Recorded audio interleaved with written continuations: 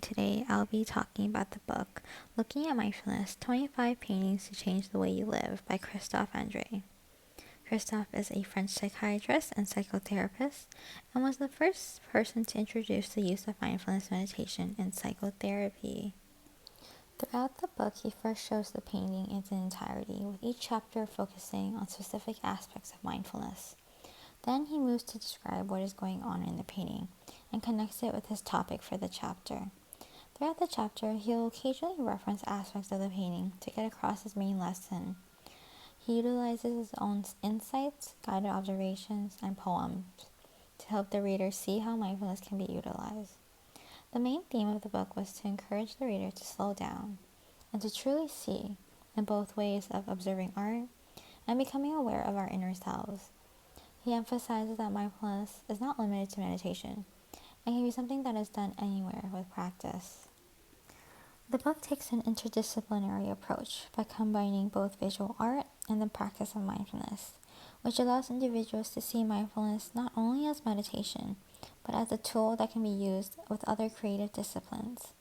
He offers various examples of how an individual can utilize mindfulness while looking at art throughout his book. He doesn't necessarily have any outrageously controversial points. Some more traditional users of mindfulness might argue against the usage of mindfulness through looking at art, instead of through meditation practice, which are considered formal practices, rather than looking at art may be considered an informal practice. Perhaps some limitations that come with Christophe's idea is that art is not always easily accessible for many individuals. He fails to take into account the paywall that art is often put behind for the wealthier to enjoy, while the lower class can't always afford. While art can be viewed online as well, those with little to less access to technology aren't able to access art in this way as well. And even if they were able to access online technology, they might not always want to spend their time looking at art when they could be doing something else. I also want to bring up the importance of acknowledging cultural context while using art and mindfulness, as some cultures may not utilize art in the way mindfulness would want them to, which can lead to some discomfort and even lack effectiveness for those in those specific cultures. The book consists of Christophe's own thoughts and his own ways of applying art and mindfulness. It doesn't go over the actual application nor the effectiveness of it in a real-world application. But other studies that I have found support the idea that Christophe is proposing. For example, one study done by Garland in 2015 found that mindfulness can be cultivated through varied activities like music, nature walks, and visual art. Further recent studies have investigated the usage of art along with mindfulness. Researchers Philip Waska and more studied the combination of art and mindfulness in a practice called Being Present with Art, otherwise known as BPWA, which utilizes tools and exercises for participants to become present in their bodies and then focus on their attention on artwork and connect with others. Another study done by Zhu and Moore researched how mindfulness-based art interventions, MBAIs, can help in reducing anxiety symptoms in students. So there's a lot of work that can be done to support the idea of using art and mindfulness. But it's still quite a new format of mindfulness, and further research should be continued. Another thing to note in Christophe's book is that many of the paintings he selected are very Eurocentric based, mainly from European countries, and mainly in the form of oil paintings, which fails to take into account that different cultures have different styles of art. For example, in China, a wide variety of paintings can be used from a wide variety of types of oils, specific dyes, or more, which can limit the applicability of his practices to individuals from all cultures.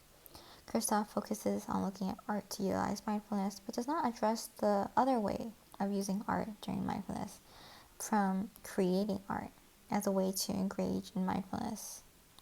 Many mindfulness practices that engage in the individual through art creation have been created to help varying populations for varieties of reasons.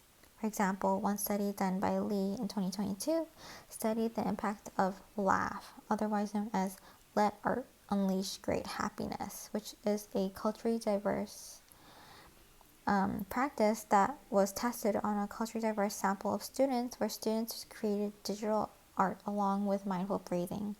They found it improved students' moods, feelings of connectedness at school, and joy for learning.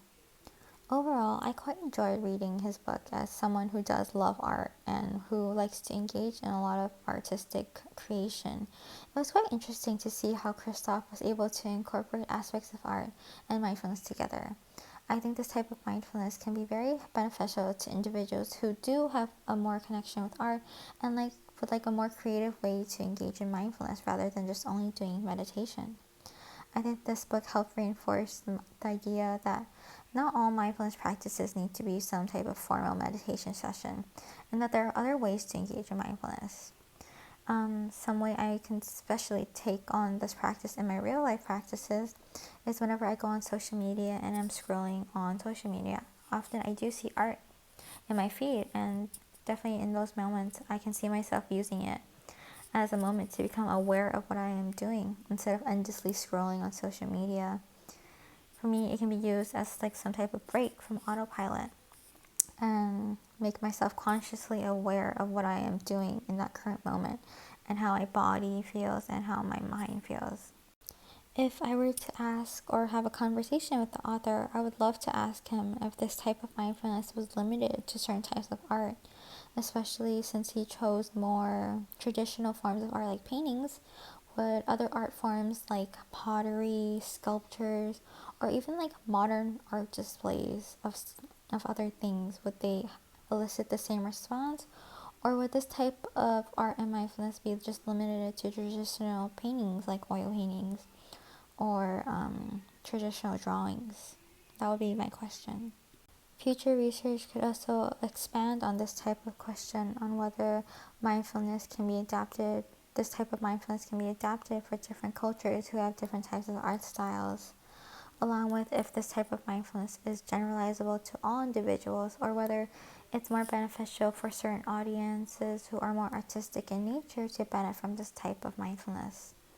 This type of integration of art and mindfulness is still quite a new topic, so there are many future directions that researchers could take to expand this field of knowledge.